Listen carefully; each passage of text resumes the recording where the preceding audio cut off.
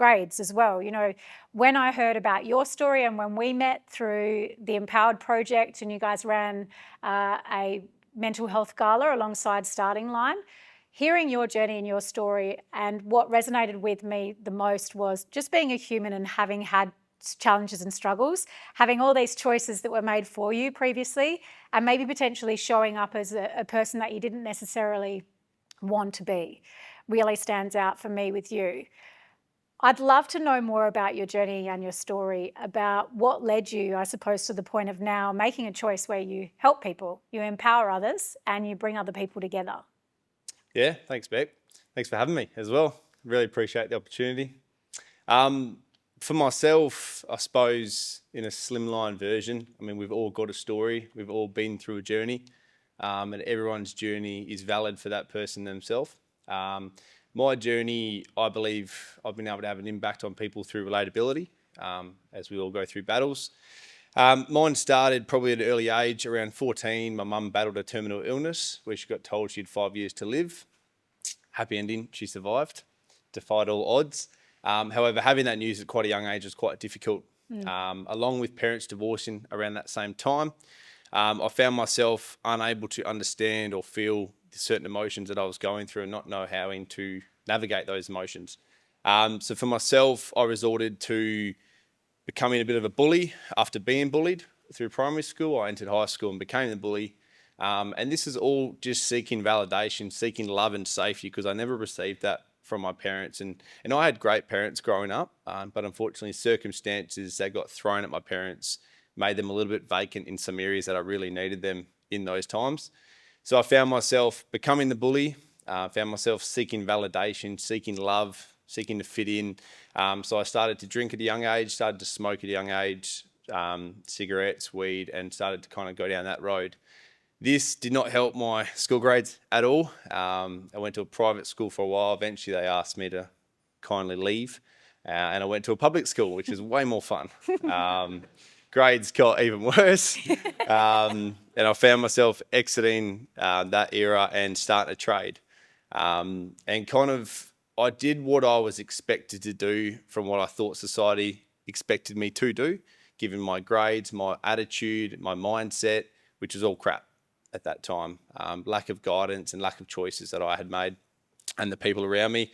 So for myself, this veered on to doing a trade. Then I thought, this is depressing. I'm not getting paid anything. I get treated like crap.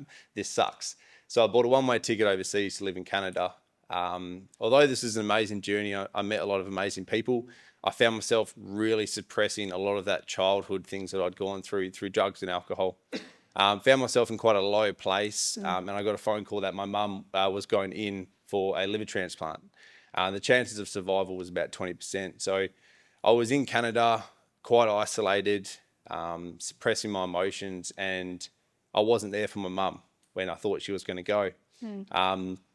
That to me was a really hard point, but it wasn't my turning point. I returned home. This is in the middle of COVID. It cost about, I think, $11,000 one way and took me 60 hours. Jesus. It was quite tough, but you do move mountains when someone you love is ill.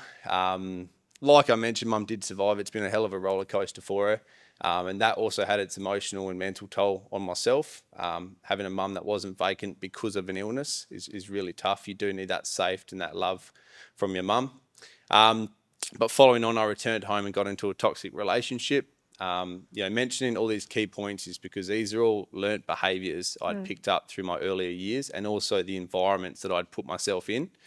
So you find you fall into place with these situations because it's learnt behaviours, and it just happens until you unlearn these behaviours or put yourself into different environments.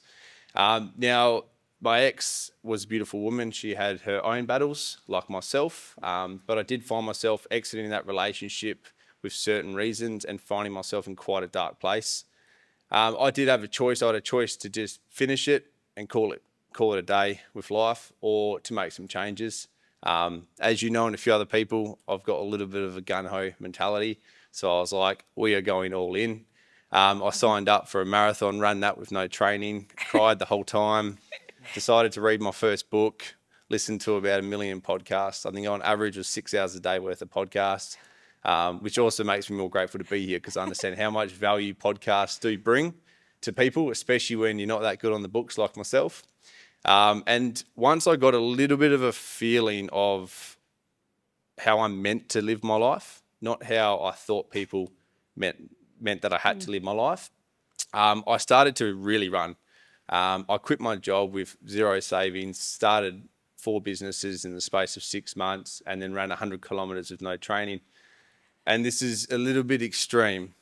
However, it taught me a lot through adversity. And this is one of my main practices to people, is that through the chaos, the storm, the adversity, the challenges is actually where magic is built. It's where you as a true person come out. And for myself, I found myself through these challenges. You know, I dealt with a lot of childhood trauma, a lot of emotions that I didn't understand, I could now understand. And I did this through endurance events and pressure, which isn't for everyone, but this is definitely how my body processed a lot. The ultra marathon, I pretty much cried the whole time about everything. Happiness, sadness, it all came up, anger. But yeah, processing through all of these challenges, the last final challenge that really got me going on my journey, because my journey is well and truly still on the way, got a long way to go. But I had no money. I was running marathons, a single man with a dog, living his best life. And I met a beautiful woman. And in the space of 2 months, the universe, she fell pregnant. Had no money in my bank account, and a lot of trauma from my ex came up at the perfect timing, like the universe does. But this taught me a lot of valuable lessons, and it taught me to, in times of pressure, going back to the breath work and centering and grounding yourself. I've done a lot of breath work, reached out to a lot of beautiful people for guidance and support, which is what this is all about, finding the tools and finding the people to help you. And that navigated through that journey well. My son is 10 months now, healthy, and my relationship is growing like they always do. But yeah, it's kind of led me to the position I'm in now with my traditional businesses, and then also the Empowered Project, where we speak into mental health awareness and motivational speaking, and try and just bring relatability and some tools to people that are going through the journey as well. Very powerful, sharing all of that in such a short amount of time, and the challenges that you've been on. You touch on so many different things and challenges that a lot of people have faced and resonate. I know that you have a business within FIFO.